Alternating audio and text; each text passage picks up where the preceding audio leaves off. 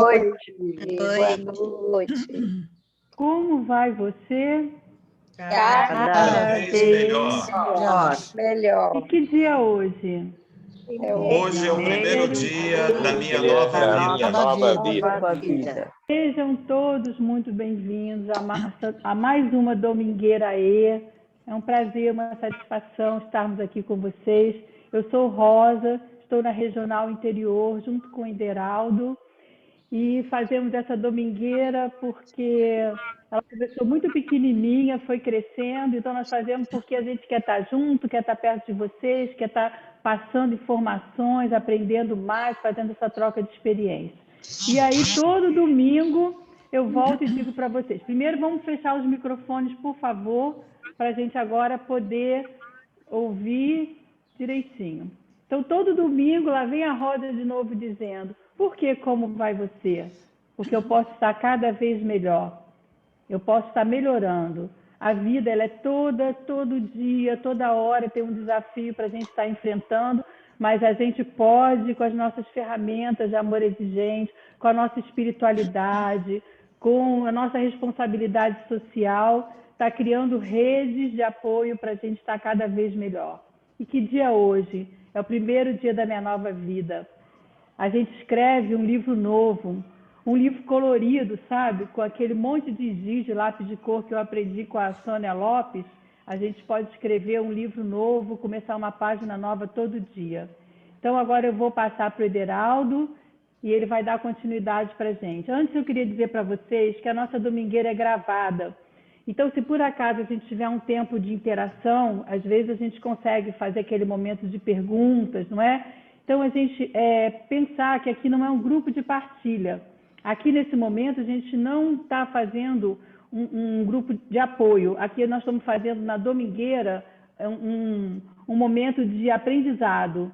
Então, a gente pensar nisso, porque está sendo gravado, e que aqui a gente não está com a questão do sigilo, tá bom? A nossa domingueira, ela vem crescendo.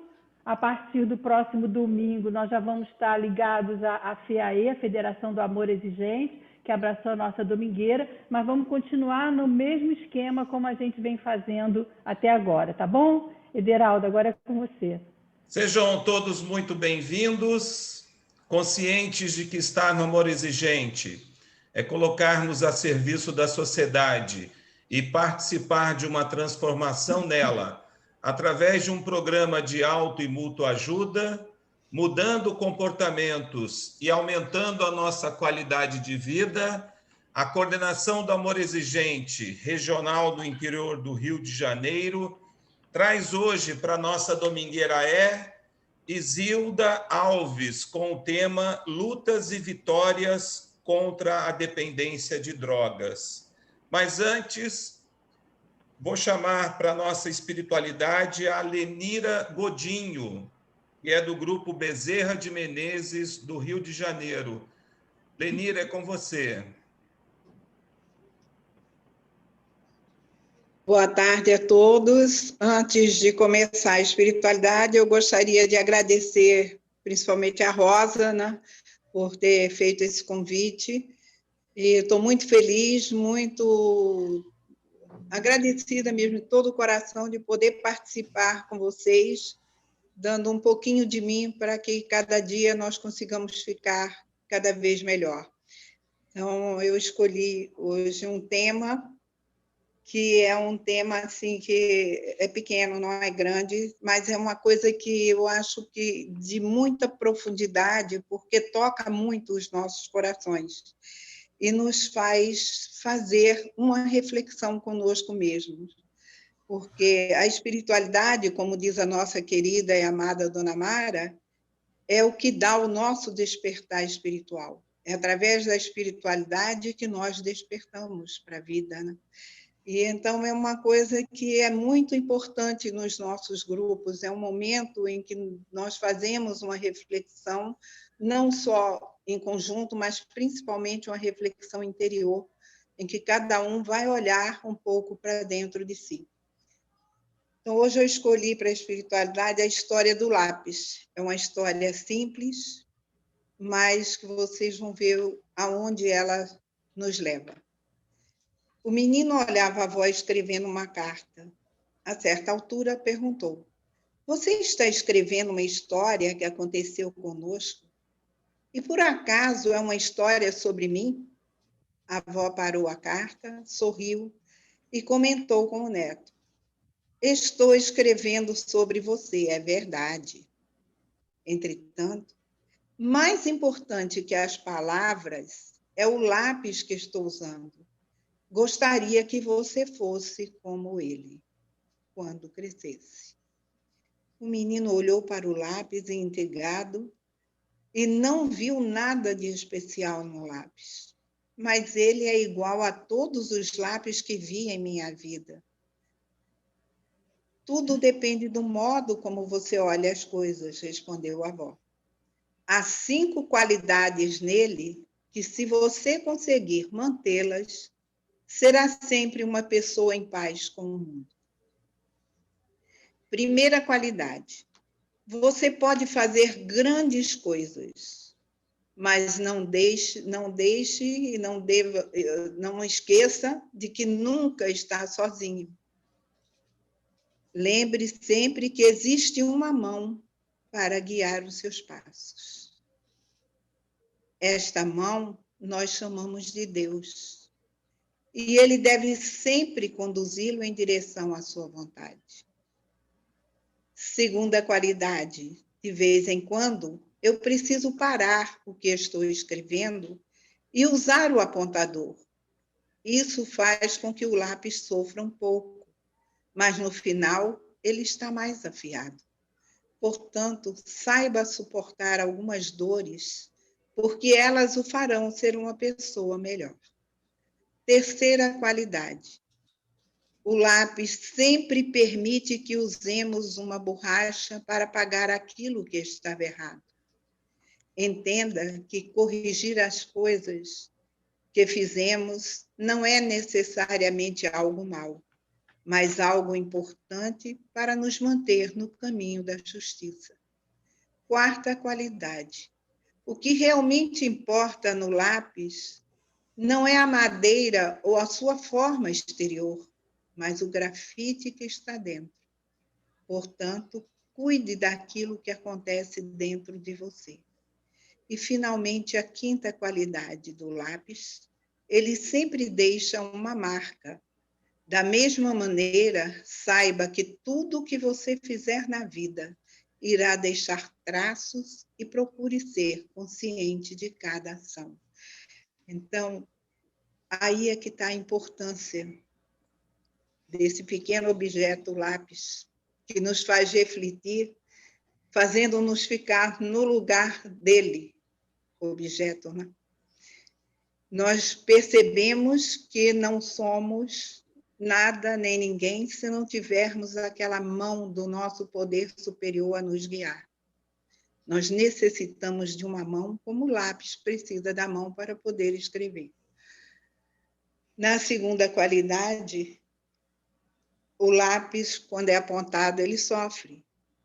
E nós sofremos com as dores, com as coisas que acontecem na nossa vida, no nosso dia a dia. E nós precisamos, então, compreender que o sofrimento não é uma coisa ruim. A dor existe para que nós saibamos suportá-la. Nós costumamos até dizer: a dor existe, o sofrimento é opcional. Então, nós sofremos se nós nos deixarmos envolver demais naquela dor. E a terceira qualidade é quando o lápis permite que a borracha apague o que está escrito. Então, quando erramos, que todos nós estamos suscetíveis a erros, quando erramos, podemos apagar os nossos erros, podemos nos desculpar, podemos nos corrigir a cada erro, a cada passo que a gente der em falso. A quarta qualidade, que é o lápis, é o que o lápis tem por dentro, que faz com que ele escreva, é o grafite. Então, o que nos faz crescer não é o exterior, não é o que nós mostramos na nossa aparência, mas é aquilo que nós somos, é o que nós temos dentro de nós, é o que nós tiramos dos nossos corações e damos àqueles que necessitam mais e que vivem, com quem convivemos.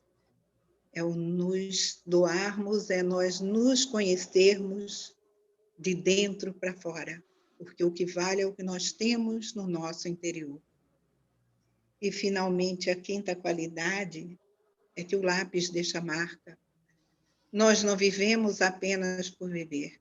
As coisas não acontecem na nossa vida por acaso, porque o acaso não existe. Tudo o que acontece é para o nosso crescimento. E tudo o que fazemos, nós vamos deixar uma marca, vamos deixar um legado. Então, o mais importante nesse texto, nessa leitura, é que nós compreendamos o que vamos fazer, o que vamos deixar para aqueles que vêm depois de nós. E procurarmos realmente nos melhorarmos a cada dia, nos transformarmos, nos tornando a cada dia um pouco melhor, subindo um degrauzinho da nossa existência, olhando sempre para o alto e buscando sempre o melhor. E assim é como sempre dizemos, a nossa vida será cada vez melhor a partir do momento que nós compreendamos que devemos olhar para nós e que nós é que temos que mudar e não os outros. É isso que eu pude trazer hoje para vocês, espero que tenham aproveitado, que essa é uma lição que muito me marca, porque realmente faz com que reflitamos sobre nós mesmos. Obrigada pela oportunidade, obrigada, Ederaldo, dona Mara, um abraço grande, obrigado pelo seu exemplo, pela sua vida e pelo acolhimento e o carinho com que todos vocês recebem a cada um de nós. Obrigada, Rosa, por essa oportunidade maravilhosa. Um abraço a todos. Muito obrigado, Lenira. Nós vamos convidar o Miguel Tortorelli, segundo vice-presidente da FEAE, para nos trazer algumas palavras e realizar a apresentação da nossa ilustre palestrante, a Isilda. Miguel, a palavra é sua. Boa tarde, Rosa. Boa tarde, Ederaldo. Boa tarde a todos que estão aqui presentes. Fantástico sempre, né? O que vocês trazem aos domingos para nós, né? Isso realmente nós, da FEAE, tínhamos que abraçar e fazer com que isso daqui fosse realmente uma coisa nossa, da FEAE. Bom, a Isilda, nós somos do grupo de São Paulo, Zona Norte de São Paulo. A Isilda fez um trabalho fantástico dentro da Jovem Pan e o AE esteve presente com ela. Ela fazia nas escolas do estado de São Paulo, onde ela visitou mais de 700 escolas. Por mais de 10 anos, ela fez esse trabalho fantástico e levava palestras, levava dependentes para dar depoimento, dependentes em recuperação, pais de dependentes, mães de dependentes, né? E nós que íamos juntos fazer esse trabalho. Um trabalho realmente, o seu Tuto esteve nos Estados Unidos, conheceu esse trabalho nos Estados Unidos, chamou Isilda, falou com Isilda para Isilda fazer isso daí, e ela brilhantemente fez esse trabalho. E por todo esse período, o amor exigente esteve presente. Então, Isilda hoje é uma consultora do amor exigente, nos ajuda aqui na Zona Norte, né? Tem um blog fantástico, ela continuou mesmo depois que a Jovem Pan parou com esse trabalho, ela continuou fazendo, continuou nos ajudando e continuou fazendo pela internet, pelo blog, fazendo com que aquelas pessoas que a seguem continuassem tendo isso daí. Isilda pesquisa, vai atrás, ela realmente nos traz sempre coisas novas, coisas que nós levamos, inclusive, agora viu, né, que nós estamos, um pessoal de dois partidos, querem acabar com aquilo que foi o ano passado criado, que era a internação dos jovens, né, antes dos 18 anos, que é possível ser feito. E eles querem acabar com isso. Nós somos sabedores que hoje nós não conseguimos mais segurarmos os nossos entes queridos dentro da nossa casa, fazer com que eles parem de usar, se não for para uma internação. Hoje, né, agora há pouco, antes de começar essa reunião, nós recebemos, né, uma informação, uma notícia que faleceu um jovem que nós, alguns anos atrás, conseguimos internar, inclusive Zilda fez um trabalho para internar esse garoto, e hoje faleceu. Por quê? Por uso de droga. Então, nós, infelizmente, nós temos que dar para esse processo que Dr. Quirino, Dr. Osmar Terra conseguiram fazer com que ele fosse viabilizado. E agora, dois partidos querem acabar com isso. Isso já foi, inclusive, já está lá com uma comissão na Câmara Federal para liquidar com isso daí, tirar isso daí novamente da lei. Nós não podemos deixar.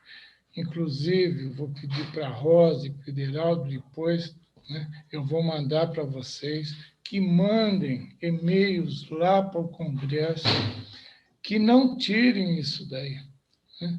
Isso foi um acordo que foi feito com o antigo presidente da Câmara, que era para que realmente isso fosse aprovado para esses dois partidos estivessem com eles. Infelizmente, são aqueles partidos que querem realmente acabar, não querem internação de forma nenhuma. E nós somos sabedores que tem hora que precisamos internar o nosso ente querido. Mas a Isilda é fantástica, ela vai trazer para nós hoje muitas coisas boas, né? Isilda é parceira nossa, do nosso grupo aqui da Zona Norte. Estamos muito felizes, Isilda, que você está aí conosco e vai nos alimentar com coisas muito boas. E parabéns para a Rosa e Ederaldo de ter trazido a querida Isilda para nós ouvirmos. Muito obrigado, que Deus te abençoe. Miguel, eu que agradeço essa imensa oportunidade de estar participando de um grupo tão importante de Amor Exigente. Eu conheci o Amor Exigente com o Miguel, eu estava numa reunião e o Miguel me procurou, eu era da Jovem Pan, e quando eu comecei a conhecer o Amor Exigente, eu enriqueci a campanha que eu estava fazendo, porque o Miguel e a Regina Tortorelli se tornaram meus mestres e me mostraram o que era necessário a mostrar na campanha, que era a realidade das famílias com dependentes de drogas. Nós fomos, o seu Tuta, ao criar a campanha, ele me pegou de surpresa, porque eu estava no auge da minha carreira, eu era apresentadora de um quadro de muita audiência no Jornal da Manhã, sobre saúde, que é a minha especialidade, e era chefe de reportagem da maior rádio do país. De repente, eu sou chamada e disse assim, olha, nós vamos fazer uma campanha, era julho, vamos fazer uma campanha? Aliás, você pode trazer um dependente de droga para dar depoimento? Eu, como jornalista, disse sim, porque o objetivo do jornalista é buscar quem vai dar entrevista. Ele disse, não, Isilda, você não está entendendo. Eu quero levar à escola e quero levar com um profissional. Foi meu primeiro choque. Eu, como jornalista especializada na área de saúde, eu conhecia, tinha meus contatos, eram os maiores autoridades, eram chefes das disciplinas na Faculdade de Medicina da USP, na Unifesp, nas melhores faculdades do país, eu não sabia nada. E eu não sabia o que era dependência de droga, porque este fato nunca tinha sido abordado pelos médicos com quem eu conversava. E eu fazia matéria de saúde todo dia. E eu levei um choque. Mas, na frente do dono, a gente nunca diz não. Eu falei, eu vou em busca. E fui. E tive muitas portas fechadas de gente muito importante da psiquiatria em São Paulo, que eram minhas fontes, era assim, você é maluca, nunca que isso vai dar certo. Imagine para uma escola, você acha que algum psiquiatra vai te acompanhar e ao lado de um dependente? Eu não entendi, eu continuei, eu falei, não, não é possível, não é possível. Até que eu era assessora da Lynx, que era um plano de saúde de primeira linha, e me disseram, procura o Pablo. O Pablo simplesmente é o Pablo Roig, que é referência no Brasil, na Argentina, nos Estados Unidos, em Portugal. E ele estava num evento na Argentina, eu consegui falar no celular dele, e ele disse, não só entro, como considero da maior importância. E assim começou a campanha Jovem Pan pela Vida contra as Drogas, levando o dependente para as escolas. Eu aprendi muito nessa jornada, foram 12 anos de campanha, de segunda a domingo. Era para ser um mês, mas a necessidade era tão imensa que nós começamos com um grupo de ensino médio e, de repente, nós já estávamos com pedidos até o final do ano para todas as idades. Só não fizemos a partir por menos de 10 anos, porque não tínhamos experiência para falar para crianças. E eu conheci o Miguel num evento e ele me apresentou as famílias. E aí foi fantástico, porque o jornalista ele não tem a dimensão do que a família passa. E eu fui para dentro das famílias e levei para a escola. E era um negócio inacreditável, gente, inacreditável. Quando eu chegava com a equipe, que era, imagina, esse amor pelo outro, porque é preciso muito amor. Nós íamos de norte a sul, leste a oeste da cidade de São Paulo. Quando eu chegava na escola, a coordenadora me chamava de lá e falava assim, olha, a maioria aqui fuma maconha. Crianças de 14 anos. Eu dizia, é esse público mesmo, vamos falar. Olha, você tem certeza? Absoluta. E eu entrava com o dependente, com o profissional e com uma mãe ou um pai. E aí, quando nós entrávamos, eles estavam de costas, muitos estavam de costas, outros jogados na carteira, menosprezando, que tinham sido obrigados a ficar ali, e outros achando engraçado. E eu abri e pedia para eles, olha, o que vocês acham? Quem já tem colega que fuma maconha, que não sei o que, somos nós, é tudo muito bonito. Eu disse, muito bem, então vamos contar uma história aqui para vocês. E eu abria para o dependente que tem o perfil desses alunos. E aí o primeiro impacto, eles ficavam retos na cadeira, olhando para aquele rapaz de classe média e dizendo, nossa, eu era igual a vocês, igualzinho. Era potente, achava que droga não pega nada. E contava a história dele, uma história de perdas. Aí eu dizia, eu interrompia no meio e falava, um minutinho, e sua mãe? Aí o rapaz, a pessoa que estava comigo chorava, dizia, nossa, o que eu fiz com a minha mãe? E eu dizia, tem uma mãe aqui. E quando essa mãe, nós chegamos a levar senhoras que eu deixava sozinha no palco para falar com os alunos, e quando ela começava a falar, falava assim, meu filho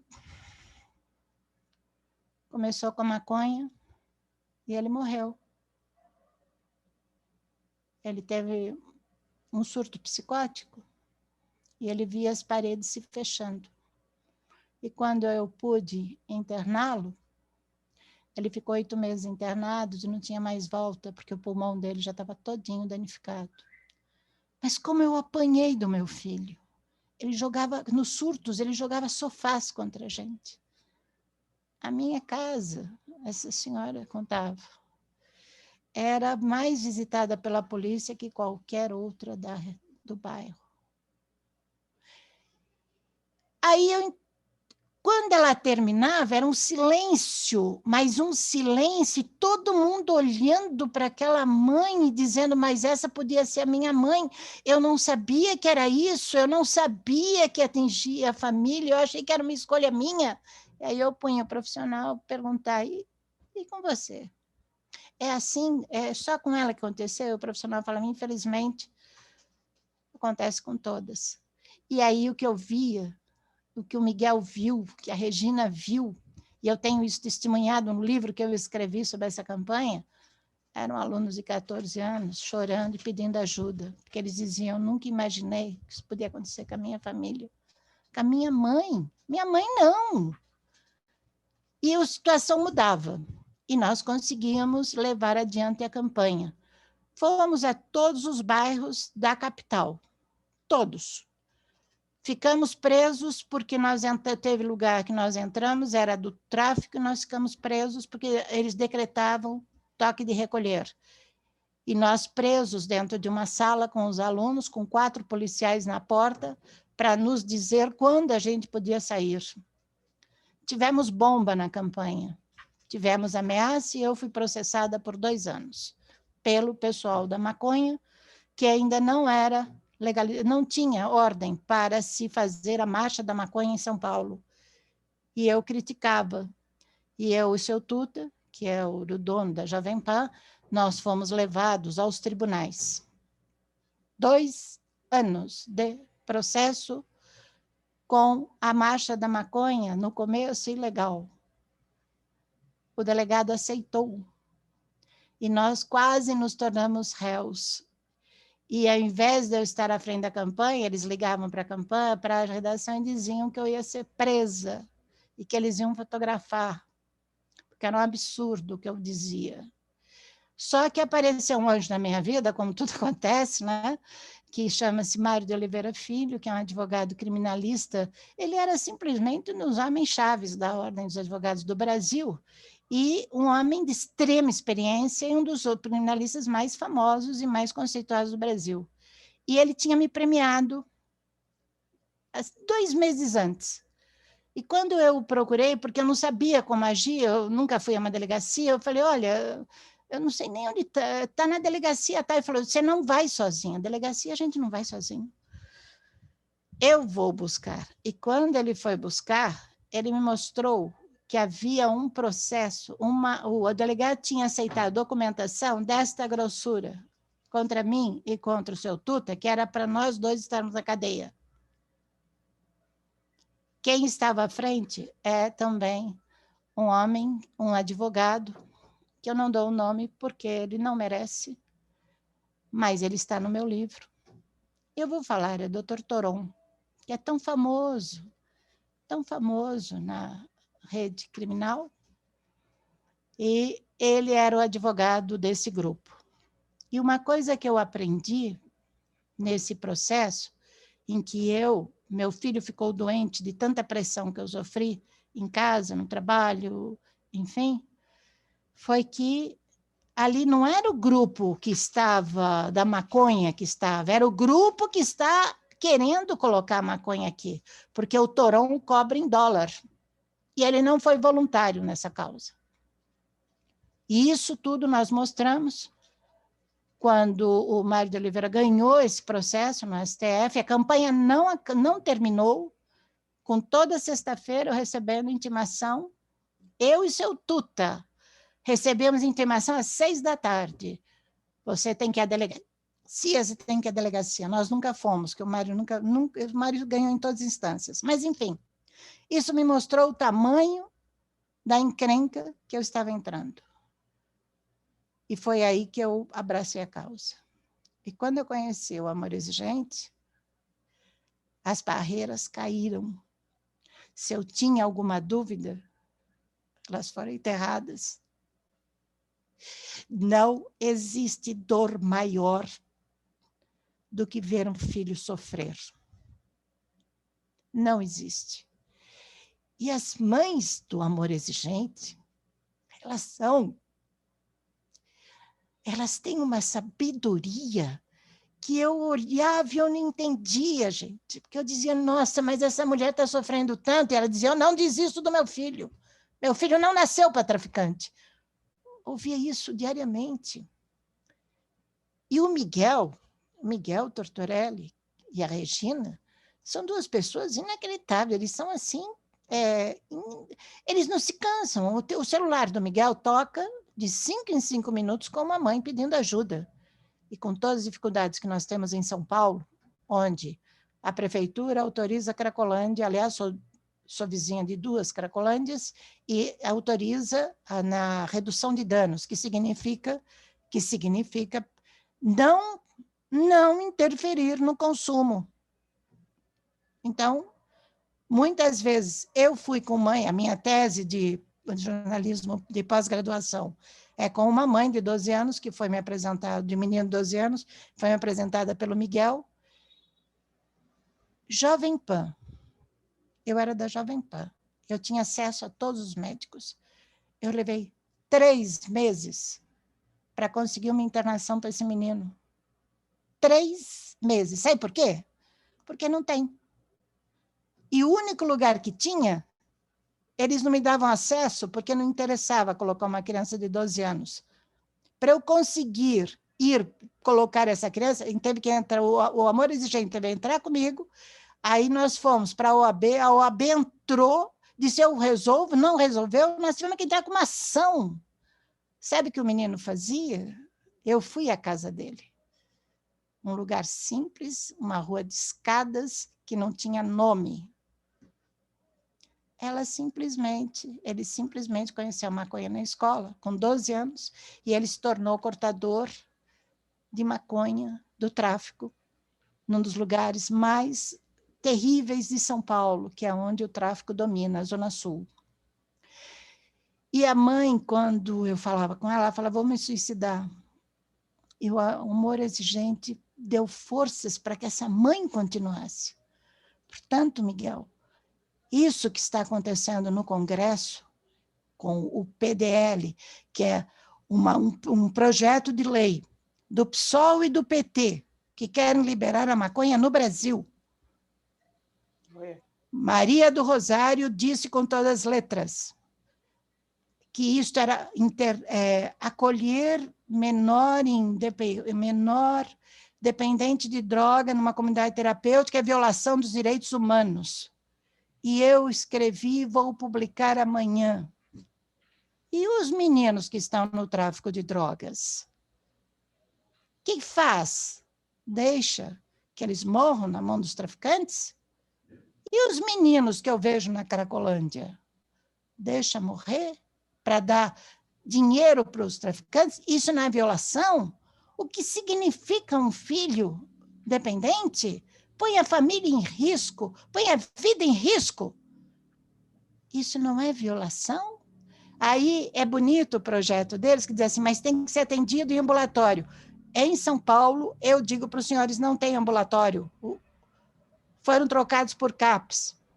E eu acompanhei mãe de menino de 12 anos, que eu ouvia o psicólogo dizer para ela, a senhora não é mãe, não tem paciência, nunca foi adolescente, porque não queria tratar, não se trata no CAPS.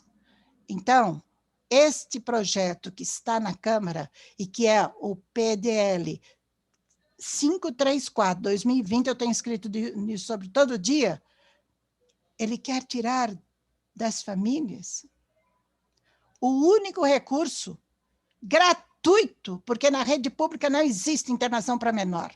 Não está na lei, mas não existe. Não existe. Os hospitais do SUS não foram feitos, não tem vagas para menor pagas pelo SUS. Está na lei, mas o Ministério da Saúde não cumpriu. Isso é de 2019.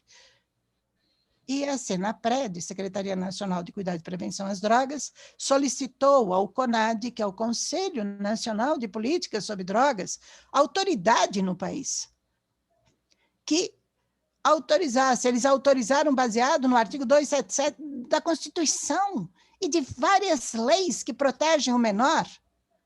Agora, o PT e o PSOL dizem que é ilegal. Ilegal o quê? Vamos deixar morrer? Eu vejo diariamente na minha porta. Eu vivo isso na pele. Estou brigando por isso. E gostaria, hoje, a Regina Tortorelli, que é assim minha mestra, ela escreveu no meu Face e no da Regional, total apoio ao acolhimento, porque é para recuperação. O grande problema na campanha sempre foi onde tratar. Sabe quantas vagas tem em comunidades terapêuticas pagas pela Secretaria Nacional de Cuidados e Prevenção às Drogas, que é o secretário é o Dr. Quirino Cordeiro Júnior, que é um homem de uma reputação muito grande, um currículo importante. Ele conseguiu criar no Brasil 11 mil vagas para se tratar cada dependente químico por um ano pago pelo governo federal e sob a supervisão técnica da Senapred, que é da Secretaria. Então, tem cuidados, não pode ter... Sabe, é tudo fiscalizado. Só que quem defende a droga acha que isso é uma violação de direitos humanos. Eu acho que eles nunca viram o que é o sofrimento de uma mãe. E toda vez que eu converso com uma mãe independente químico, eu me lembro de Maria, a mãe de Jesus, que sofreu na cruz, viu o filho ser crucificado. Mas ela deu tudo para esse filho e ele foi vítima de perseguição. No tráfico, os meninos são eliminados. Porque quando se tornam arquivos da polícia. Então, é assim, senhores, olha, se eu fosse ficar falando, eu ia falar muito, porque isso dói no coração. Eu choro quando eu desço na minha casa. Mas eu abro para os senhores fazerem as perguntas que considerem necessárias, e só assim para ilustrar, eu acho que a droga me persegue, porque não é possível. Eu quando saí da Jovem Pan, eu fui convidada para assumir um tráfico também, um cargo muito leve.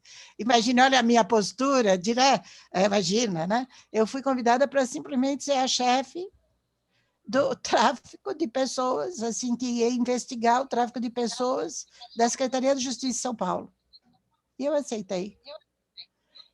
E lá eu também vi, na Polícia Federal, porque era chamada de madrugada, para levar meninas que já não serviam mais para serem prostitutas. E eu vi essas meninas já em surtos e dizendo, me contando, elas tinham de tomar, elas eram primeiro que elas eram cooptadas para saírem do país, para serem bailarinas, para serem atrizes. Quando elas chegavam lá, elas viravam escravas do tráfico. E elas tinham que ter relações sexuais durante 14 horas com homens diferentes, diariamente. Essas meninas tomavam drogas, excesso de drogas, e depois elas eram mandadas de volta para o Brasil porque não serviam mais. Eu vi menina entrar nua na igreja porque ela já estava em surto. Eu vi meninas lindas se perderem. Eu vi muita desgraça. Então, a droga, ela jamais vai trazer felicidade para alguém. E dizer que tratar é violar os direitos humanos significa o seguinte: só quem quer que as pessoas usem fala isso, porque não é possível que essas pessoas não vejam a realidade. É só andar na rua. 85% dos municípios brasileiros têm Cracolândia. 85%.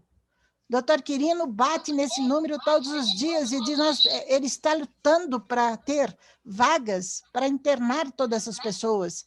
Mas os psiquiatras e os psicólogos dessas cidades dizem o seguinte: aqui é a redução de danos. Redução de dano, o doente tem que aceitar. Desde quando o dependente vai aceitar se ignorar a própria conceito de doença? O NAIDA, que é um centro de estudos, e o Dr. Pablo Roig, que é a referência, tem estudos sobre isso, eles são categóricos. quando se usa qualquer tipo de droga, e eu estou me referindo a drogas listas ou ilícitas, essas drogas tomam de tal forma o cérebro que ela passa a ser prioridade. Então, nada mais é importante. Por isso que se chama dependência. Então, eu pessoalmente conheci menino que acordava, fumava maconha, menino que antes, se tinha alguma coisa fazendo na rua, fumava maconha, para almoçar, fumava maconha, tudo. E a maconha, eu vi e entrevistei os pais de meninos que não voltam mais, porque desenvolveram esquizofrenia. Isso confirmado pela USP. Pela USP. Não voltam mais. E aí? Isso não é violação dos direitos humanos? Por que se a droga é proibida, por que ela é tão banalizada no Brasil? A quem interessa isso? Porque a lei em vigor, ela diz assim, é proibido. Mas quando chega nos municípios, os municípios ainda seguem uma regra que é o seguinte, não, uma cracolândia aqui, uma cracolândia ali, a quem interessa? E agora nós temos no Congresso, na Câmara dos Deputados, o PT e o PSOL, com dois projetos que põem em risco as famílias. Um é o PDL 534, 2020, está no meu blog, está no meu Facebook, está no meu site, o Diário Antidrogas, que ele diz o seguinte, vamos sustar as internações de adolescentes, o acolhimento de adolescentes em comunidades terapêuticas. Sustar, nos dicionários, significa impedir. Aí, mais adiante, ele fala assim, tem que anular isso. Ora, se eu tenho um adolescente que tem facilidade para usar droga, mas eu não posso tratar, quanto que eu estou dando de vida para esse adolescente e para essa família? E a Senapred mantém 383 vagas gratuitas em comunidades credenciadas pela Senapred, com toda a atenção da Senapred, porque eles são sérios. Se alguém defende a família brasileira hoje no governo federal, chama-se Secretaria Nacional de Cuidados e Prevenção às Drogas. Dr. Quirino Cordeiro Júnior e Cláudia Leite Gonçalves. Cláudia Gonçalves Leite. Porque eles, de fato, fazem a diferença.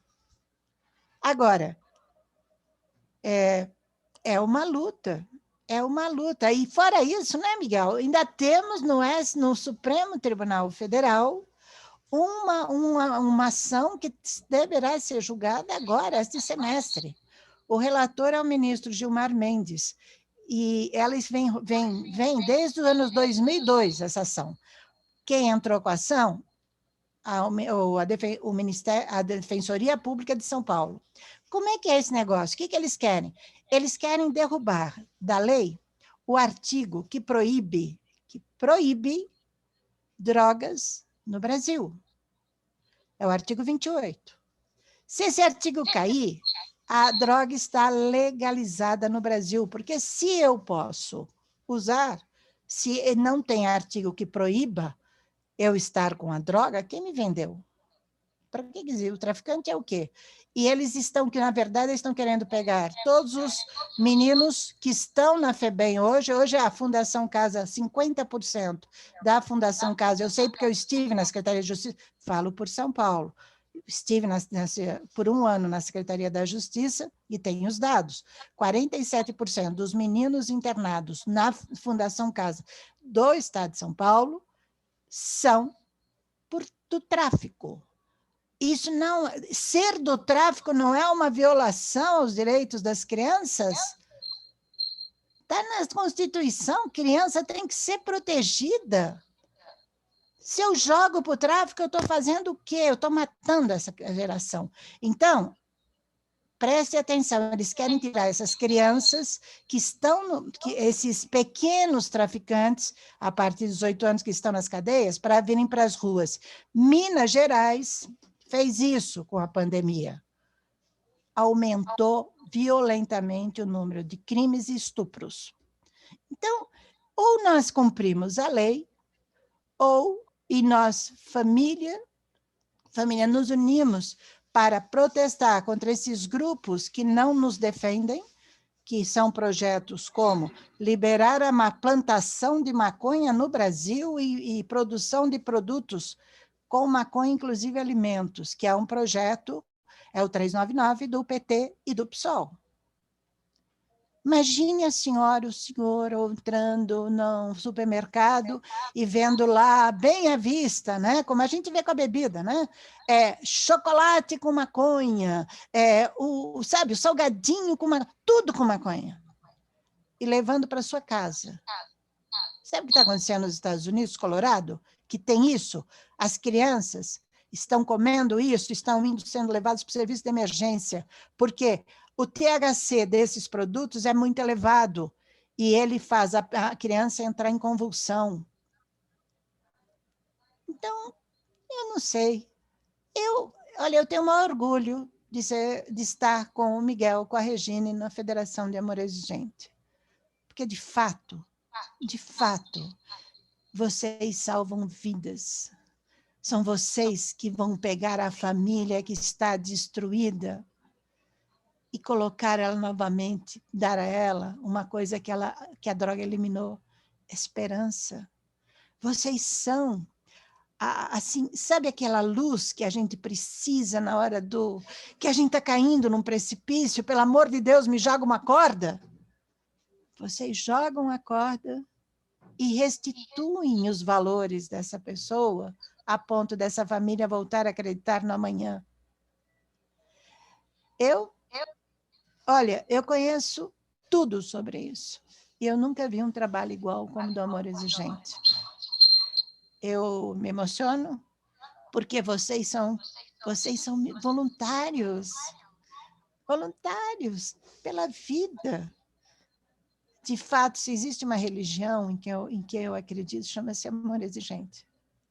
Porque eu nunca vi alguém salvar tanto e ter, assim, sabe, o que ela recebe é o prazer de poder tornar uma pessoa confiando na vida novamente. Isso é mágico. Isso é solidariedade. Isso é humanidade. Isso é o que me mantém no Amor Exigente. Todos que quiserem fazer perguntas, estou à disposição.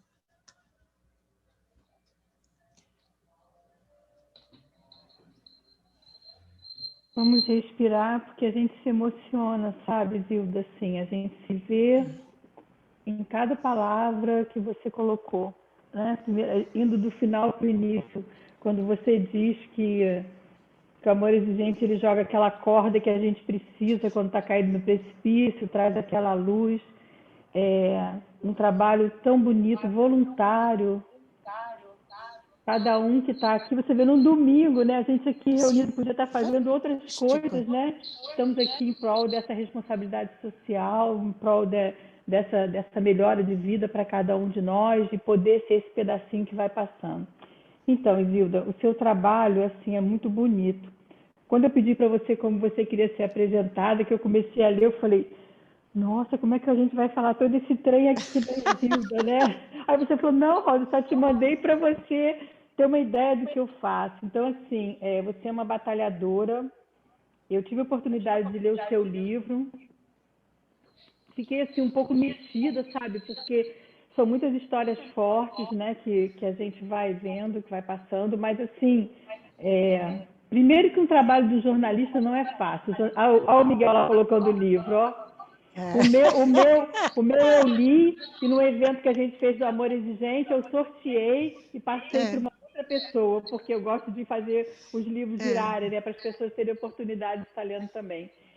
E sabe, Zilda, assim, primeiro que eu vejo que o trabalho do jornalista, o jornalista quando é sério, ele vai a fundo, né? Tão a fundo que você se colocou aí, quantas vezes você já correu risco, né? Teve esse processo em cima, muitas coisas acontecendo, mas que não fez e não faz você desistir, né? Sua parceria de ceder os direitos autorais desse livro para o Amor Exigente, tão bonito isso.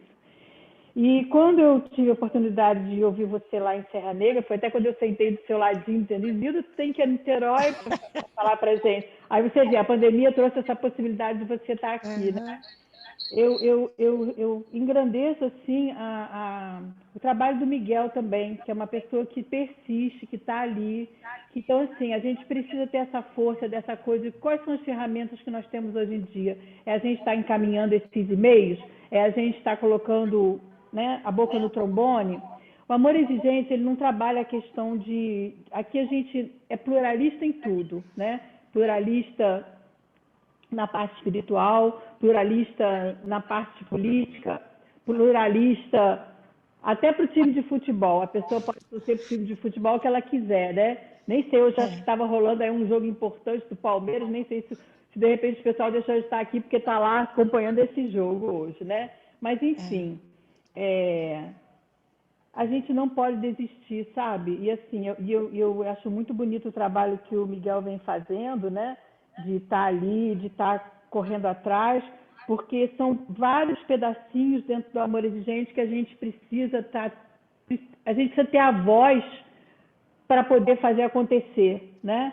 Então, quando você vem me falando dessa questão, dessa liberação, primeiro da questão do jovem, menor de idade, não tem onde se tratar. O Amor Exigente, ele não manda ninguém para internação, né? A gente tem aqueles passos que a gente vai fazendo, né? Vamos se unir na família, a família precisa mudar para que o nosso desafio, como a gente chama a pessoa, né, no Amor Exigente, mude. E aí depois a gente tem a questão do tratamento de uma rede, né, de psicólogos, de psiquiatras, né, de pessoas que vão estar ali. Depois passa-se por um atendimento até hospitalar, um hospital dia. E, de repente, chega um ponto que se a pessoa está colocando a vida dela em risco, botando a vida de outra em risco, ela precisa, sim, de uma internação. Sabe, Zilda, eu digo no Amor Exigente que as mães que chegam no Amor Exigente com os filhos adolescentes, né, porque hoje em dia a droga está começando muito cedo. Miguel mesmo já colocou exemplo para a gente. De 9 anos, a criança, né, já está fazendo uso de bebida, que é uma droga lícita, mas de drogas ilícitas também. A gente vê, né, esses meninos na rua já começando muito cedo. Então, assim, se a gente não tiver aonde levar para poder salvar a vida, a gente vai perder. Então, eu digo para as mães quando que vêm com os filhos, como eu estava comentando, que ainda são jovens, e que elas encontram Amor Exigente, encontram lugares onde esse filho pode ser tratado, né, numa internação séria, porque a gente ainda corre esse risco também, que tem lugares que não tem essa internação séria, né? Então, olha quantas coisas estão envolvidas.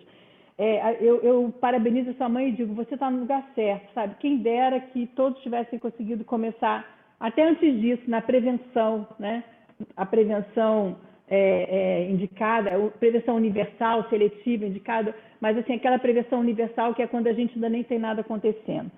Eu tive a oportunidade de fazer uma viagem, mal tinha acabado de liberar a droga no Canadá.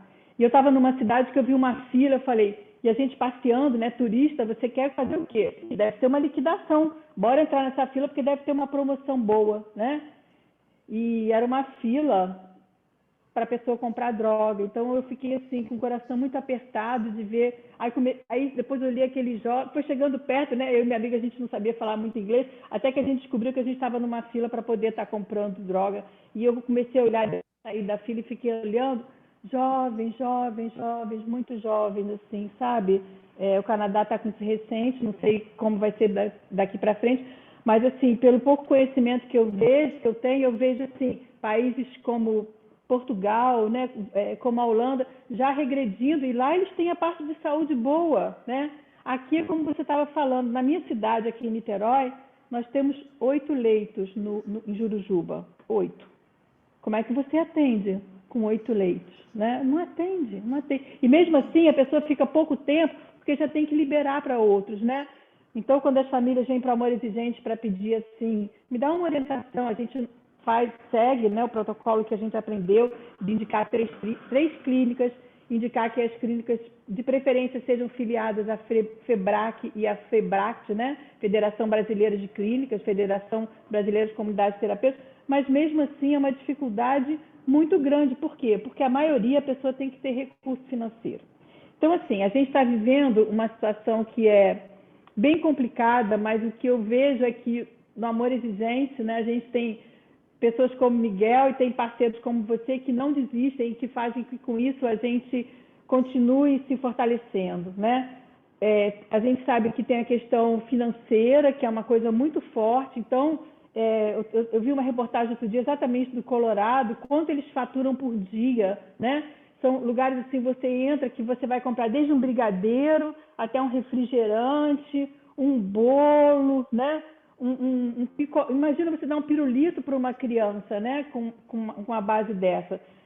Mas a gente precisa continuar nessa luta, né? E o Amor Exigente, eu agradeço muito assim o Amor Exigente de ter pessoas que puxam essa, como se fosse um carro de boi mesmo, né? Estão lá na frente puxando isso e que não desistem. Eu vou deixar aberto porque tem perguntas, mas desde já eu agradeço muito, muito de você estar aqui. Eu tenho o hábito de escrever uns pontinhos, né? E daí eu comecei anotando aqui de você falar sobre essa parte de salvar vidas, de ter esperança, da gente não desistir. Eu fico imaginando, né, quando a tua família ficou mexida, o teu filho, tantas coisas que você já passou, né, por você abraçar essa causa e não desistir. Então, a nossa gratidão, Isilda, muita gratidão. Eu fiquei muito emocionada porque em diversos momentos eu me vi na sua fala, sabe? Gratidão. Eu vou deixar agora o Ederaldo nos ajudar, e tem uma mãozinha ali levantada, o Ederaldo nos ajudar. A Valdete levantou a mão e depois a Cacilda quer falar também. Valdete primeiro, a Cacilda depois. Boa tarde, eu gostaria de deixar um abraço carinhoso a todos. E Zilda, a gente tem se encontrado de vez em quando em alguns workshops e reuniões da Justiça Terapêutica com o Dr. Mário Sérgio Sobrinho, e acompanho você desde a Jovem Pan, muito tempo atrás, e praticamente vi nascer também, sempre acompanhando, e as suas postagens no Facebook são muito esclarecedoras, e eu procuro divulgar sempre o máximo possível. E eu só quero agradecer, sabe? E se me permite, eu gostaria de dar um título para você. Opa, por favor. Você é uma pequena gigante. Um abraço carinhoso da Valdete Siqueira. Um abraço. Obrigada. Obrigada. Cacilda. Oi, Zilda, você está me ouvindo? Estou ouvindo, estou ouvindo. É o seguinte, eu sou nova no Amor Exigente, mas eu entrei de cabeça e me apaixonei tão logo eu entrei nesse programa maravilhoso. Eu já tive a oportunidade de conhecer pessoalmente a Dona Mara e achei a sua fala tremendamente importante para o Brasil inteiro, para o mundo inteiro. A minha pergunta é a seguinte, Zilda. Antes de começar a pandemia, eu tinha pouco tempo de Amor Exigente e perguntei para minha coordenadora local se eu poderia visitar as escolas e falar com as pedagogas sobre a existência do Amor Exigente. Eu visitei as 5 maiores escolas da minha cidade e todas as coordenadoras disseram que existem muitos casos de uso de droga entre os alunos. Aí eu expliquei o que é o Amor Exigente para a família, aqui para nós é família. Isilda, você acredita que não apareceu uma família? Então, eu vejo você falar sobre a dor da mãe e me emocionei, como a Rosa falou, sabe? E entendo que é exatamente isso. E eu já falei pessoalmente com mães aqui na minha cidade, e assim, está muito difícil aqui, mesmo antes da pandemia, de as pessoas se engajarem no Amor Exigente, de acreditarem na importância desse programa, sabe? Então, eu vejo você falando das mães, me dá a impressão que elas foram em busca a questão de jogar uma corda. Achei muito interessante essa analogia que você fez. Eu quisera que nós pudéssemos jogar essa corda para muitas mães, pais, famílias aqui da região, mas eles não aderem. Olha, quando a gente fez a campanha na Jovem Pan, tinha o peso do nome da Jovem Pan, que é a maior rádio do país. E quando nós falávamos para os alunos, porque a ideia era falar para os alunos, os pais ligavam para a escola e perguntavam, porque o assunto ia para a mesa do almoço ou do jantar. Eles falaram, que é isso que vocês estão ensinando meus filhos? Ele está assim, ele não quer mais saber, ele não fala de outra coisa. As crianças falavam do depoimento durante uma semana. Isso não é dado meu, é dado das professoras. Durante uma semana, eles falavam, mas aquele moço me impressionou, aquela menina me impressionou, aquela mãe, não pode acontecer. E eles pediam. Nós fomos a escolas que tiveram de obrigar os pais a irem. Porque os pais sempre acham o seguinte, tanto que nós chegamos a adotar uma estratégia de ir falar com os pais no dia da reunião dos pais. Porque os pais, existe uma grande... O Miguel me ensinou isso com muita propriedade, e eu senti isso na pele. As famílias desconhecem o que é a dependência de drogas, porque ela está tão banalizada que virou assim, se acontecer eu levo no pediatra, eu levo e viro. E eu fui ouvir os pediatras, que inclusive a Sociedade Pediátrica de São Paulo passou a ser parceira nossa. E uma pesquisa que foi feita em todo o estado de São Paulo, com 5.000 pediatras, se constatou o seguinte, o pediatra recebe no consultório, já crianças de 10, 11 anos, e ele pergunta, você já experimentou bebida alcoólica? Experimentei. Com quem? Meu pai. Mas você conhece outra droga? Maconha. Eu experimentei com meu coleguinha. E o pediatra não sabe o que falar. Ele não tem informação. E ele não sabe para onde indicar. E aí fica um rolo, assim, uma rede, que os pais acabam sentindo a culpa, que cala e que faz ele se afastar. Tanto que o amor exigente, eu passei a adotar no meu Face uma frase que eu ouvi dentro do amor exigente. Quem vai se afastar primeiro da família, quando eu souber? Primeiro, eu não posso contar para ninguém, porque a vergonha. Escuta, se fosse um câncer, se fosse uma AIDS, eu não ia pedir ajuda? É o que a gente vê dentro da própria casa. O pai culpando a mãe culpando o pai, porque você... Escuta, quem é que toma a atitude de entender aquela situação e parar de culpar? Não é para culpar, é para se unir e procurar ajuda. Agora, ajuda onde? E aí é que entra a importância do amor exigente. O amor exigente é o movimento que mais une famílias. As famílias que não querem ir para a escola do filho, saber onde está, elas vão para a reunião do amor exigente. Mas aí já é um caso concreto. Elas não querem, elas acham que não é prevenção. No entanto, quando eu fazia meus boletins, que eram apresentados diariamente no Jornal da Manhã, em 2 horários, o que eu recebia de telefonema de mãe, de pai, dizendo, escuta, mas o que é isso? Mas eles têm vergonha. Da mesma forma que tem vergonha de procurar os grupos, quando a situação ainda não está clara que é uma doença. Então, o grande trabalho que eu vejo Miguel Tortorelli fazer no Brasil todo é o seguinte, a primeira coisa que ele fala é doença. Vamos parar de frescura, é doença. E não precisa entrar em explicações científicas, não, é doença. Por que você não deixa? Eu brincava com os alunos na classe, junto com o Miguel ou com o profissional que estivesse comigo, tu dizia assim, não, mas eu fumo só, imagina, bobagem, eu controlo. Eu dizia, então vamos fazer uma aposta? Olha, está aqui meu celular, é da Jovem Pan. É bom, hein? O celular é bom. Eu te dou esse celular, mas você vai ter que pôr um amigo aqui, ó. Um amigo com você nesse final de semana, sexta, sábado, domingo, e você ficar sem usar maconha. Topa? Não topava. Bem, não. Não. Então, não é assim, tem que pôr na cabeça das pessoas que é doença. É doença. E o amor exigente faz isso com muita propriedade. Então, não conte com os pais, comece pelos alunos. Comece pelos alunos que os pais vêm. E os professores também, porque a maioria dos professores não conhece o que é a dependência de drogas, apesar de enfrentarem nas escolas. Verdade. Obrigada, Isilda. À disposição.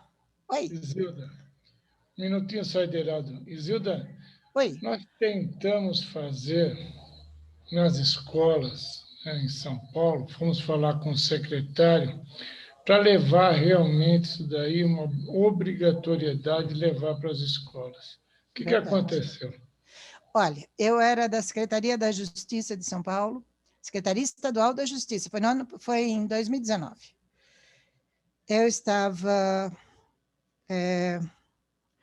fui convidada a coordenar uma campanha para 5.000 escolas do estado de São Paulo, igualzinho que eu fazia na Jovem Pan.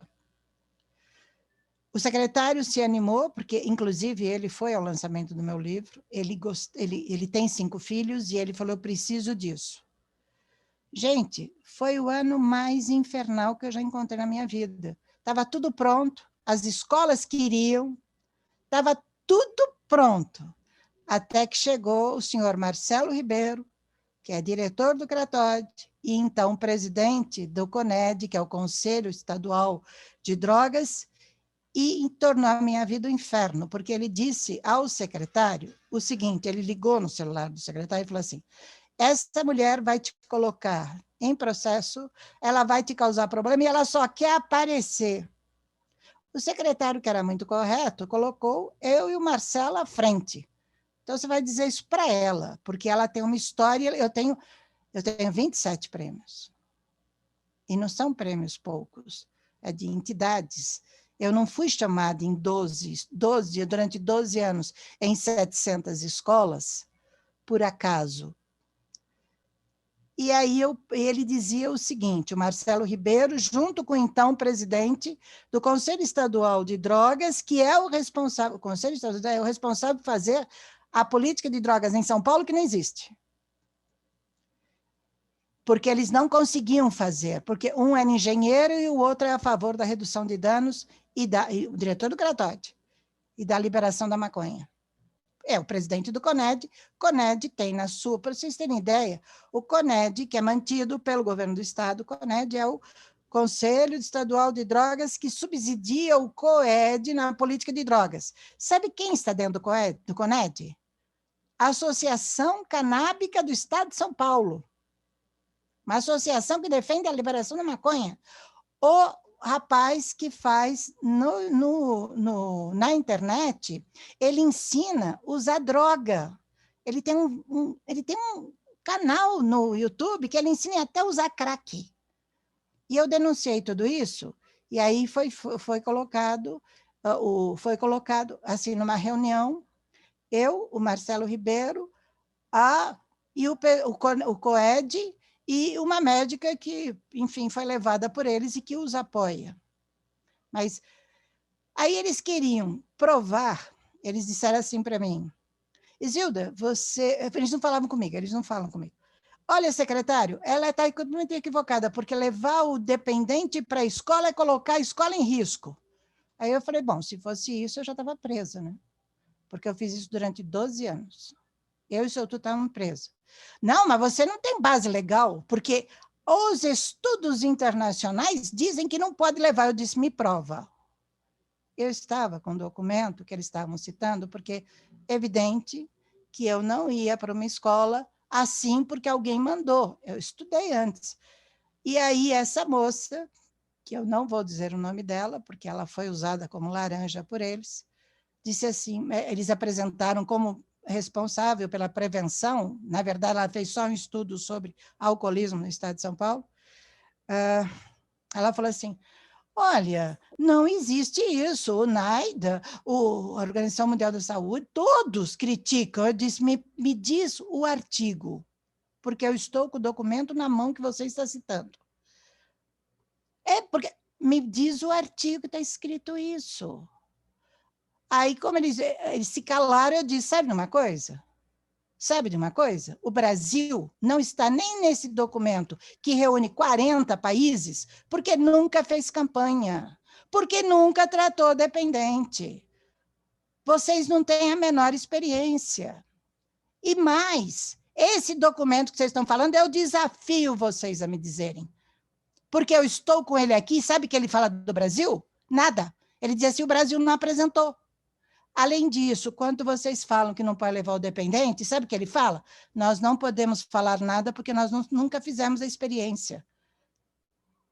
Aí o Marcelo Ribeiro, diretor do Cratório, teve uma crise, se levantou, quase me agrediu na reunião, gritando comigo que eu era uma louca, que eu falei assim, eu pedi um copo d'água para ele. Eu falei, olha, acho que é bom trazer um copo d'água com açúcar para o doutor, porque ele está um pouco desequilibrado. Eles não permitiram, porque eles estão, sabe por quê? Porque o CONED defende em São Paulo, o que eu vejo todo dia na rua, Cracolândia. Eles defendem o uso da droga, eles defendem que a pessoa vá no CAPES e ouça como eu ouvi, acompanhando mães. A senhora nunca foi mãe? A senhora não tem paciência? O filho já está batendo nela, está no tráfico. Não, olha, você diminui. Eu recebo telefonemas na minha casa, mesmo estando na Jovem Pan, e outro dia eu recebi um às 6 da manhã. Olha, pelo amor de Deus, o meu filho está num abrigo, já passou por internação, só que ele teve uma pequena recaída e ele está no CAPS. E eu disse, mas o que a senhora diz? Uma internação. Fala, filho. Uma internação. É o meu filho. Sem ele eu não entro no ar de jeito nenhum, porque ele tem tecnologia, sem ele eu não entendo nada. Mas ele precisava de uma internação. Muito bem. Eu falei, mas primeiro eu preciso saber o que ele está no CAPS. Olha, 6 da manhã. Eu fiquei aguardando a resposta até meio-dia. Ao meio-dia, a mãe não ligava, eu liguei para ela. Ai, sabe o que é, Isilda? Isso, assim, uma pessoa que mora na Rua Augusta, alta classe média. Sei que é, Isilda. O meu filho, ele foi lá no CAPS e a psicóloga conversou com ele e disse que ele não precisava de tratamento, que era só uma questão de ter boa vontade. Ele ia voltar para Cracolândia, onde ele, inclusive, fazia atendimento. Eu falei para ela, bom, está na sua mão a vida do seu filho. Ai, você sabe. Eu falei, olha, por favor, a senhora não me liga mais. Na hora que a senhora tiver certeza que a senhora quer, porque eu não vou ficar acionando pessoas aqui e depois falar para elas que a senhora recuou. O seu filho está em risco. Nunca mais essa mãe me procurou e nós não temos notícia desse rapaz. Então, eu recebo telefonemas de mães e ponho vídeos de mães no ar de 15 anos. Isilda, meu filho está no tráfico, eu não tenho internar. Se tem a vaga da Senapred, 383 vagas, gente, pagas durante um ano. O pai e a mãe não vai ter nenhum problema, é só encaminhar. E sob a supervisão da secretaria mais séria do governo federal. E aí? Como é que consegue? As mães, não sei. Tudo bem, a gente consegue a vaga. Mas aí é uma briga que o Miguel tem em São Paulo, junto comigo, junto com a AB, desde o tempo que eu comecei a campanha, que é o seguinte, conseguimos a vaga, Senapred nos deu a vaga, ótimo, é de graça, muito bem. Aí tem o problema, mas quem leva? Quem vai pegar a pessoa na rua? Porque esses meninos estão na rua a serviço do tráfico e já perderam todo o equilíbrio. Quem vai buscar esse menino? A rede municipal? Não tem ambulância. Mas como é que vai pegar? Como é que vai levar? A família é que tem que levar, não tem isso. Então, nós não temos nem ambulância. Outro dia eu recebi um caso que é assim, a mãe dizendo, eu vou me matar. Eu não aguento mais o meu filho no tráfico. Não aguento. Falei, calma, a senhora tem um Amor Exigente na sua cidade. Aí ela conversou com o Amor Exigente, conseguiram a vaga. Só que o que foi indicado para ela era uma comunidade paga que não tem a ver com a Senapred. E aí, sabe o que pediram para o rapaz que estava na rua dizendo que não queria ser internado de jeito nenhum? Olha, eu vou repetir o que ela me falou, que eu fiquei sentada olhando e falei, eu estou em Marte. Ele só pode vir para esta comunidade, que não é da Senapred, porque são 584 da Senapred, nós temos 5 mil comunidades. Então, eles vão ampliar isso, já está no plano do governo federal. O que essa comunidade pediu? Porque alguém ia pagar a internação para esse menino. Exame de AIDS. Exame de AIDS? Imagina, primeiro que eu vou ter que levar a pessoa para fazer o exame. Segundo, tuberculose. Covid e hemograma. Isso na rede pública, no mínimo um mês. E se for particular, o que faz? Por isso que o diferencial da Senapred é muito grande. Quando se vai para uma comunidade terapêutica credenciada pela Senapred, e eu não estou fazendo propaganda, mas eu acho o trabalho deles fantástico, é o seguinte: a pessoa é levada e lá ela fica numa quarentena, onde os exames necessários serão feitos num posto de saúde, como acompanhamento da equipe da coisa. Porque é impossível eu chegar para o rapaz que está lá no crack, olha, vamos lá, então. E aí você vai ter que fazer exame de AIDS. Que interessante. E é tudo marcado, você sabe, né? Você chega no posto de saúde, não é hoje, é amanhã. Então, é assim. Eu acho que quando eu te propus esse tema, Rosa, lutas e vitórias, nós temos muita luta pela frente, mas a gente tem grandes aliados. O Miguel é o grande aliado das famílias. A Regina Tortorelli é a grande aliada. Esses dois arregaçam as mangas e saem de madrugada para salvar a gente. O doutor Quirino Cordeiro Júnior, que está como secretário, ele é o que mais luta em Brasília. Nesse momento, ele está no Congresso. Ele está em telefonemas falando com deputados para quê? O PL da maconha, que quer plantar maconha no Brasil, não passe, e com o PDL, que quer evitar a internação. Esse homem não para, esse homem não dorme, esse homem é 24 horas ligado no que está acontecendo. E ele tem a coragem, é o único no governo federal que tem a coragem de virar público e falar: é isso, está errado. Porque ele viveu isso, ele foi diretor de grandes hospitais, e ele falou: chega de ver sofrimento. Então, o doutor Quirino Cordeiro Júnior é o nosso grande aliado. Nós temos, em cada grupo do Amor Exigente, a nossa grande vitória. Se o governo não faz, vamos mostrar que é possível. É plantar semente, vocês plantam semente. Isso que é maravilhoso. Isso que me faz acreditar no Brasil. Isso que me faz ir adiante. Porque do jeito que eu vejo na minha rua, eu me tornei refém, eu estou em toque de recolher, causado pelas Cracolândias, eu já teria desistido e feito outra coisa na vida, iria ganhar dinheiro. Mas quando eu vejo esta paixão das pessoas, do Miguel, da Regina, do Amor Exigente, dos grupos que eu conheço, eu estive com o pessoal, a Suzana está aí, eu estive com elas são batalhadoras. Rosa, você está no Rio de Janeiro, pelo amor de Deus, era para você dizer: não, faço qualquer coisa menos isso. Mas vocês são firmes, vocês são as pessoas que fazem a gente acreditar no Brasil, como o doutor Quirino faz a gente acreditar no Brasil, como a doutora Cláudia faz a gente acreditar no Brasil. Então, se os pais não vão, os alunos estão na escola e são eles que vão levar a mensagem para os pais e criar a condição para que vocês façam para os pais. Foi assim que a gente aprendeu na Jovem Pan.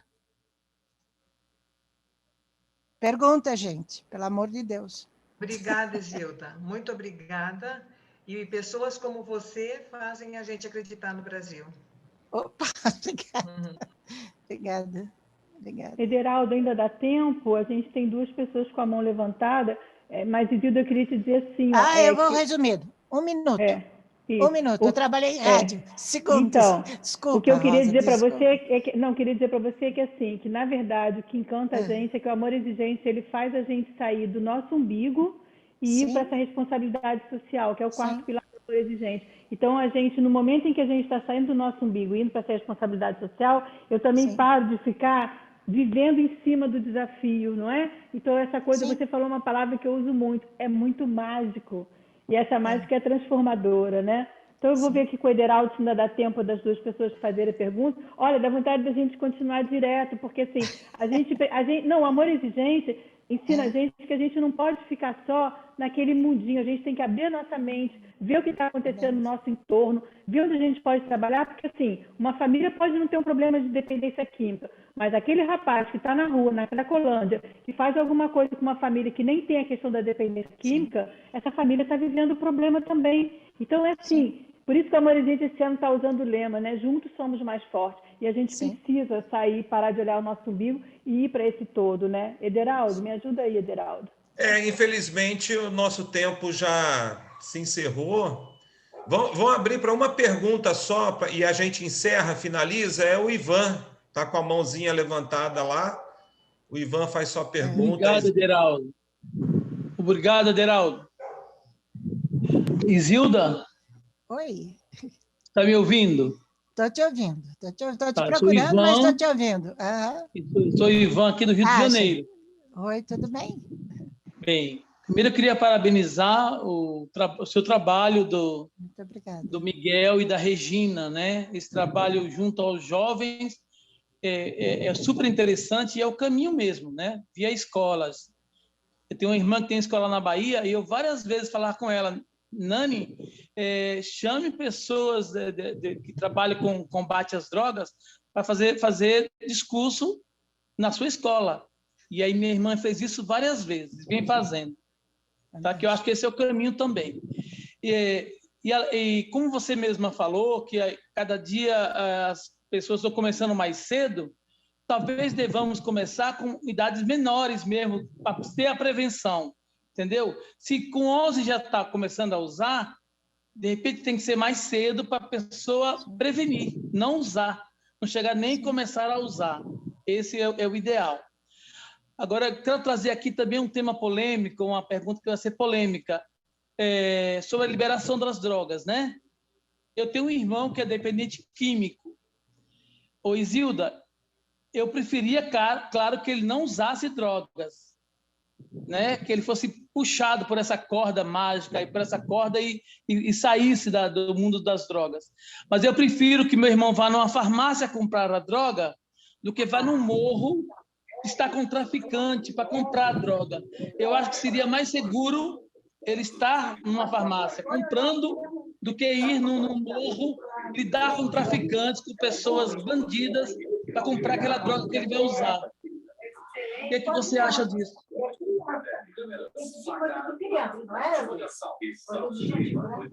Tem gente com o microfone aberto aí. Vamos fechar os microfones, por favor? Geraldo, ajuda a gente. Tem vários microfones abertos. O teu está fechado.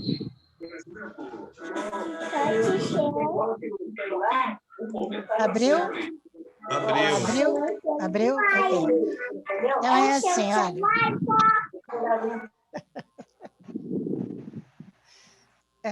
Tudo bem? Posso responder? Claro. Estão me ouvindo? Ok. Então é assim, eu respeito sua opinião. Porém, eu sou da seguinte: droga é ruim em qualquer lugar que se venda.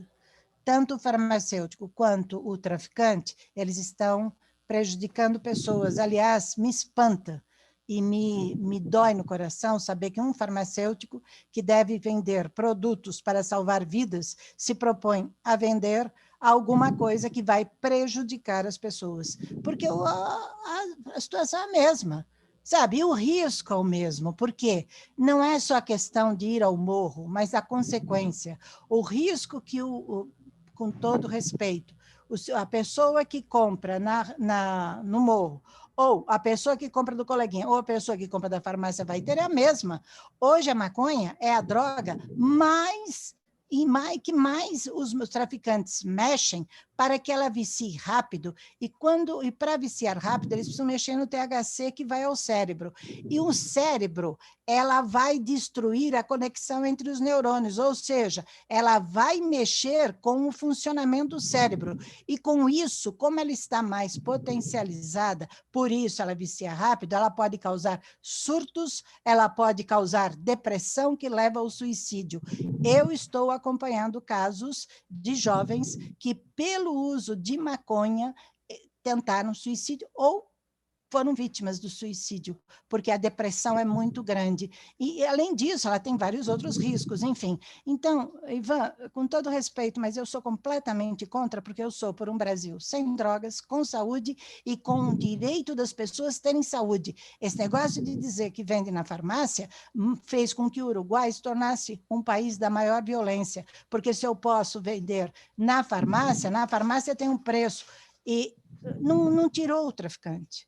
Porque o traficante vai vender sem os impostos. Sem os impostos, ela fica mais barata. Então, o que está acontecendo, por exemplo, no Colorado? Os mexicanos chegaram lá, isso não é um dado meu, são dos cientistas de lá, eles compraram casas em lugares onde tem muito jovem e plantam maconha, e os jovens vão lá e compram, por um preço baratinho, e ninguém pode falar nada. Isilda, 70% da droga vendida, tanto lá como no Uruguai, é comprado no mercado do traficante, negro. No mercado negro. Mas, enfim, Porque o ponto não é de quem muito compra. É caro comprar nas farmácias. 70% da droga é comprada no mercado negro. Mas o problema não é onde compra, o problema é a consequência. E a maconha está cada vez mais causando... Olha, eu acompanho, porque eu vou para dentro de clínicas, é terrível os surtos que ela causa e que não tem mais volta. Então, não é uma questão de... É fácil, é só a gente ver como é liberada o alcoolismo, o álcool. Quem quer ter um alcoólatra na família?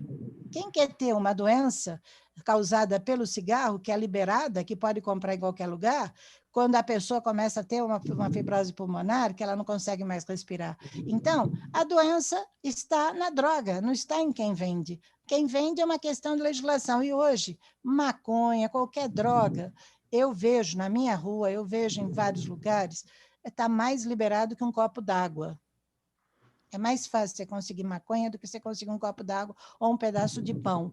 E o que eu vejo como resultado são pessoas que começam usando em casa e depois vão ser jogadas na rua porque vão cometer delitos e vão virar caso de polícia. Está acontecendo muito no Uruguai. Então, com todo respeito, Ivan, eu sou completamente contra, porque eu sou a favor da saúde. Ok. Então, Isilda, mas isso é importante a gente estar aqui e poder ouvir, porque, assim, esse esclarecimento as pessoas não têm. Eu lembro lá atrás, quando eu conheci o Amor Exigente, as pessoas diziam assim para mim: deixa o seu desafio fazer o uso dentro de casa, porque dentro de casa ele vai ficar mais seguro. E aí eu consegui aprender no Amor Exigente a dizer não, né? E só por hoje, para sempre, minha família já está aí num processo de há mais de 10 anos em recuperação, né? A família toda entrou em recuperação, né, nesse processo. Mas a importância da gente estar esclarecendo, porque assim, a gente não tem um governo que coloque isso. Eu lembro que quando eu estive no Chile, eu vi um cartaz bem grande assim, né, na rua, falando sobre os danos da droga. Eu falei, nossa, eu até tirei foto, vi no metrô, eu falei, como que eu queria que essas coisas estivessem no Brasil? Porque é como se a gente colocasse tudo debaixo do tapete, não é? E essa questão que você estava falando do Colorado, eu vi também outro dia um programa mostrando que os próprios lugares que vendem, como eles têm que pagar taxa, eles continuam comprando do ilegal, do mercado negro, igual cigarro, né?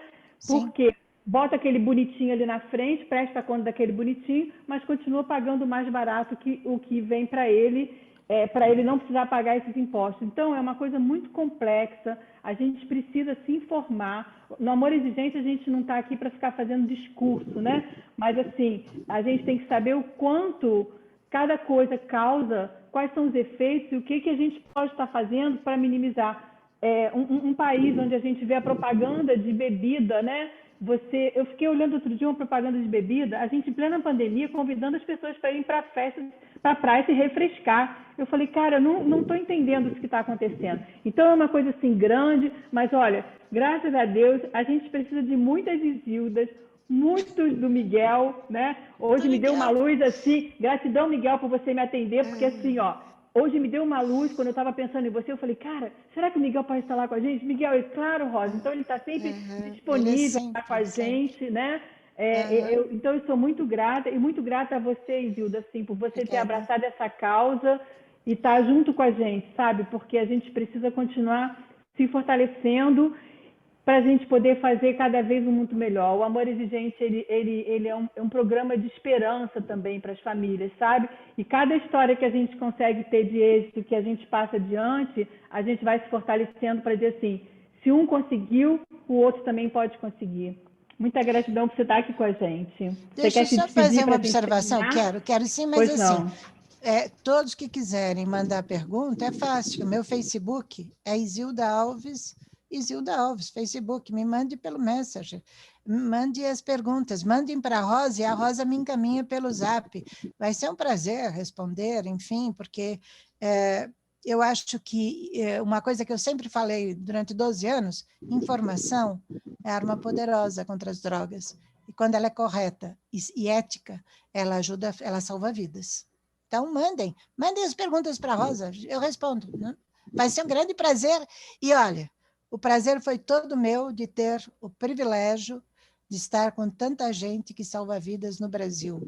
Eu passo informação, mas quem salva vidas é cada uma das senhoras que está aí, que dá o seu tempo nas reuniões e diz para aquela mãe que está desesperada, para aquele pai que está desesperado, não desista, o seu filho é muito valioso. E nós vamos juntos com você. Aliás, estamos no mês de que família também é gente, né? Pai também é gente, né? Família também. Então, gente, vocês têm o poder. Usem, porque vocês sabem usar com muita propriedade. Eu só aprendo com vocês. Muito, muito obrigada. Isilda, nós que agradecemos muito.